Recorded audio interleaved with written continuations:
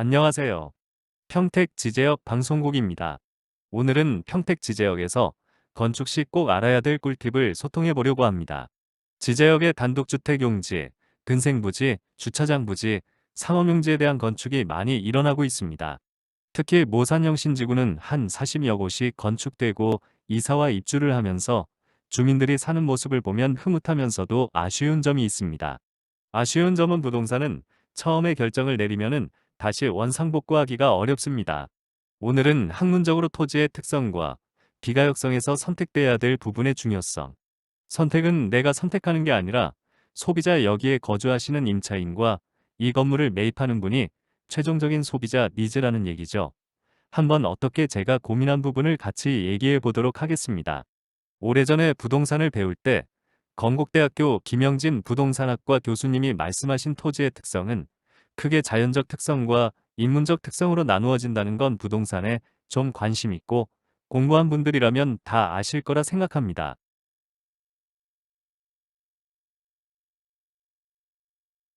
자연적 특성의 부동산이란 움직일 수도 없고 늘릴 수도 없고 오래 간다. 이런 게 자연적 특성이고 인문적 특성은 인간이 개입해서 용도를 다양하게 만들고 합병분할, 합치고 나눌 수도 있고 그 다음으로 경제적, 사회적, 행정적인 요인이 변하는 요인. 여기서 우리는 자연적인 특성 중에서 네 번째 개별성과 인면적 특성 용도의 다양성에 대해서 유념을 해야 됩니다. 토지의 특성은 자연적 특성으로 나눠져 있죠. 부동성, 부증성은 부동산에 관심 있는 분들은 아시는 내용입니다. 영속성 오래 간다는 얘기죠. 그리고 개별성, 토지마다 다 개별성이 있습니다. 그럼 여기서 오래 가기 때문에 개별화되어 있기 때문에 뭘로 선택해야 되느냐? 이런 것이 우리가 학문적으로 고민해야 될 부분입니다. 토지는 오래가고 개마다의 특성이 있기 때문에 용도 하나를 끄집어내야 된다. 그런 부분을 저희가 학문적으로 말씀을 드리는 거죠. 인문적인 특성은 말 그대로 인간이 개입되는 겁니다. 용도의 다양성을 가질 수 있는데 학문적인 토대를 가지고 모산 영신지구 즉 평택지제역 부근에 대해서 한번 알아보도록 하겠습니다. 그래서 결론을 말한다면 유효, 유형 여러 가지 용도가 있는데 유효, 유형을 끄집어내는 노력이 필요하다 이런 것을 여러분께 강조하는 바입니다. 그래서 최유효 이용 조건은 필요 조건이고 충분 조건으로 구분이 가능하다는 말씀을 드린 거죠. 그리고 여기서 고민해야 될 부분은 비가역성입니다. 비가역성이란 한번 잘못된 것은 돌리기 어렵다는 얘기죠. 예를 들어 R2에서 소매점으로 해서 1, 2층을 짓고 3, 4층을 다각으로 졌을 때 다시 허물고 질 수가 없다는 겁니다. 그러면은 소매점으로 과연 이곳에서 장사할 곳들이 있느냐 없느냐 그 부분에 대해서 제가 예전 동영상도 R2를 다세대로 바꿔야 된다는 것을 강조했고 다시 한번 오늘 그 부분에 관하여 재차 강조드립니다. 따라서 R2를 가지신 토지 소유주 분들과 R2를 사겠다는 분들 또 R3의 다세대를 짓느냐 고민하는 분들 R1을 점포주택으로 해서 상가를 뭘로 하고 지하에 상가를 넣어야 할지 말아야 할지 위를 도심형으로 해야 할지 다른 걸로 해야 할지 이런 고민이 있는 것이 비가역성의 특성입니다. 한마디로 말씀드려 되돌릴 수 없다는 얘기죠. 안일 필자, 가역성 여기에 특징이 있어서 이런 부분들이 발생이 되는 거죠. 소비자의 욕구는 무엇인가? 여러분, 소비자의 욕구는 니즈죠. 과연 소비자는 누구일까요? 니즈를 심리적으로 봐야 합니다. 니즈의 대상은 건축주가 아닙니다. 건물에서 장사를 할 사람이 소비자고 월세를 내고 거주하는 사람이 소비자죠. 그리고 최종적으로 투자를 위해 건물을 사는 사람과 집이 좋아서 사는 사람의 니즈를 파악해야 합니다. 예를 들면 R2에서 소매점을 건축할지, 다중주택을 건축할지, 다세대나 다가구 주택을 건축할지, 도심형 주택을 건축할지, 아론에 지하 상가를 넣을지 넣지 않을 건지에 대한 고민이죠. 근데 이 고민의 주체는 누가 해야 될까요? 건축주와 설계사가 고민해야 되고 시공사가 고민해야 되지만 저희 생각은 건물에 입주해 장사를 할 분들과 월세를 내고 거주하는 분들의 니즈라고 생각합니다. 그러기 위해서는 먼저 시장 조사를 하고 주변 공인중개사 사무실의 조언을 구해 니즈를 파악하고 고민해야 하는 부분이 있다는 거죠. 모산 영신지구, 지제세교지구, 영신지구도 같습니다. 단독주택은 세 가지로 구별이 된다는 걸 아실 겁니다. 모르는 분들을 위해서 간단하게 말씀을 드리면은 R1, R2, R3가 있습니다. R1은 점포주택으로 생각하시면 됩니다. 그래서 통상적으로 1, 2층 상가 짓고 3, 4층 주택을 집니다. 근데 여기서 근생이 가능합니다. 그래서 R1의 시세가 높죠. 그러면 R2는 R1과 같은데 근생이 안 되고 소매점만 되는 겁니다. 소매점에서 과연 할 수 있는 게 뭐냐? 소매점은 말 그대로 편의점이나 의류나 문구점밖에 안 되는 건데 과연 여기서 R2에서 상가를 질 건가 말 건가 이런 고민이 있죠. 그러면 이 고민을 어떻게 해야 되느냐? 장사할 사람이 있느냐, 없느냐, 소비자의 니즈를 찾아서 우리가 고민을 해야 됩니다. 그래서 부동산 특성의 용도가 다양성이 있는데 그 다양성의 용도를 뭘로 할 거냐? 그게 고민이죠. 그럼 R3는 뭐냐? R3는 집만 집니다. 집도 단독주택과 공동주택이 있는데 단독주택에서도 다중주택이 됩니다. 다중주택 그리고 공동주택에서는 다세대가 되고 도심형 생활주택이 됩니다. 도심형 생활주택 여기서 핵심 포인트는 다중주택은 주차가 여유가 많습니다. 다중주택은 고시택으로 생각하면 됩니다. 다중주택 또 하나는 다세대 주택은 빌라죠. 다가구는 또 빌라 때 총괄적으로 해야 되는 부분이고 도심형은 오피스텔 원룸으로 보시면 됩니다. 근데 주차 대수가 중요합니다. 주차 대수는 도심형은 0.7대, 다세대는 1대, 단독주택은 주택당 1대입니다. 그래서 여러 가지가 가능하죠.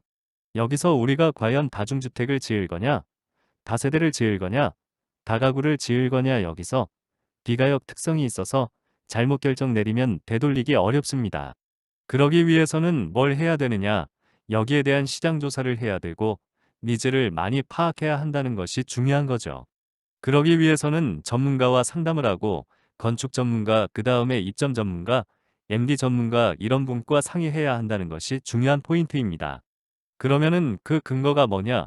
이것이 지구 단위 계획입니다. 그러니까 건축법이 특별법이죠. 특별법 예를 들어 우리가 평택역이나 서정리역, 송탄역을 지을 때는 건축법을 토대로 해서 짓지만 여기는 지구 단위 계획, 지구 단위 계획의 기준에 의해서 이걸 짓는 겁니다.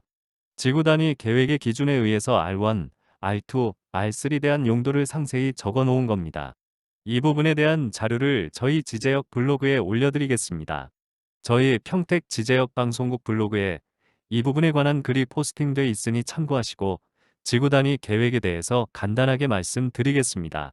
지구 단위 계획에 대해서도 말씀드렸지만 우리가 더 선호해야 될 게 디자인이라고 생각합니다. 디자인. 과연 이것을 왜냐하면 50%가 집을 짓고 전체가 집을 짓기 때문에 그 집을 과연 어떻게 지어야 되느냐. 그래서 제가 요즘에 고민하고 있는 부분을 한번 같이 고민해 보려고 합니다. 모산영 신지구에 히든도어로 해서 지은 건물이 있습니다. 20블록 오르트의 히든도어로 졌습니다. 요즘 추세가 히든도어입니다.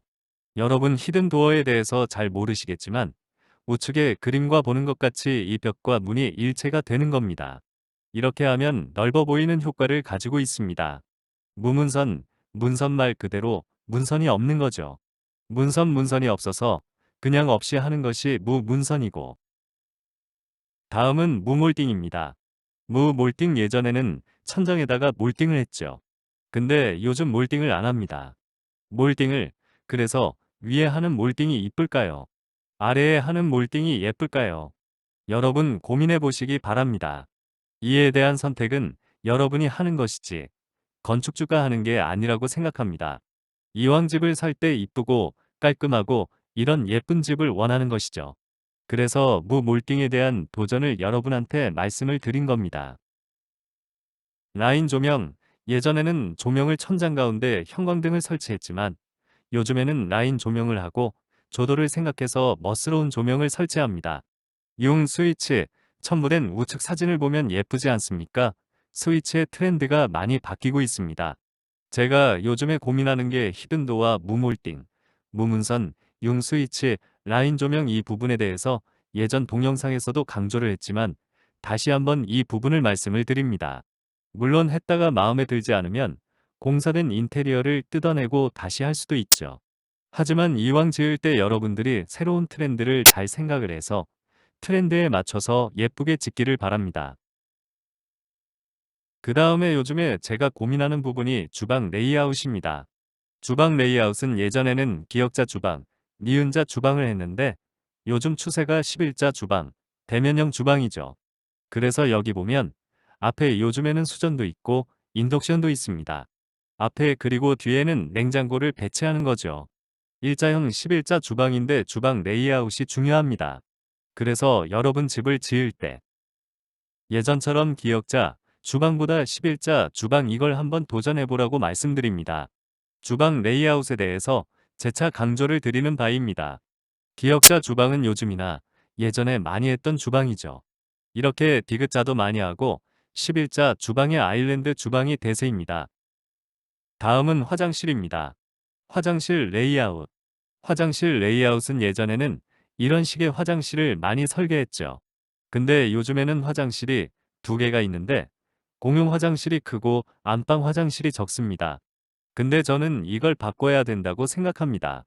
안방 화장실이 크고 공용 화장실은 적게 하는 디자인이 필요하다는 생각을 합니다. 거주하는 리즈는 주로 부부들이 안방 화장실을 많이 쓰는데 안방 화장실을 크게 하고 욕조도 이런 욕조가 아니라 요즘에 타일 욕조로 해서 스파 개념으로 하는 것들. 그래서 안방을 크게 하고 공용 화장실을 적게 하는 겁니다. 공용 화장실은 실질적으로 쓰는 것이 많지 않거든요. 간단히 설명드리면 화장실 레이아웃도 호텔식으로 이런 디자인 설계를 하면 어떻겠느냐는 생각이 듭니다. 또 하나는 예전에는 내가 사는 빌라 부분에 대한 디자인이 중요했지만 요즘의 빌라나 다가구의 디자인은 공용 부분입니다. 주차장에 대한 레이아웃, 그리고 엘리베이터 레이아웃, 그리고 계단에 대한 것들, 그리고 주민들이 8세대지만 쉴 수 있는 맘스테이 공간이 있는다든지, 그리고 화장실 말고 분리수거를 좀 이쁘게 할 수 있는 것들, 요즘에 택배가 많이 오지 않습니까? 택배를 고급스럽게 하는 레이아웃, 그래서 공용 부분에 대한 디자인을 많이 하라고 말씀드리고 싶습니다. 그래서 우리 지제 신도시는 삼성도 있고 미국 바이든 대통령도 온 뭔가 트렌드 있고 좀 앞서가는 디자인을 하면 좋다. 그게 용도가 다양하고 비가역성이기 때문에 한번 선택한 것은 되돌리기 어렵기 때문에 이런 부분을 해야 된다. 그것을 강조하는 바입니다. 그 다음에 건축 외장재입니다. 보통 건축 외장재 보면 80%가 돌입니다.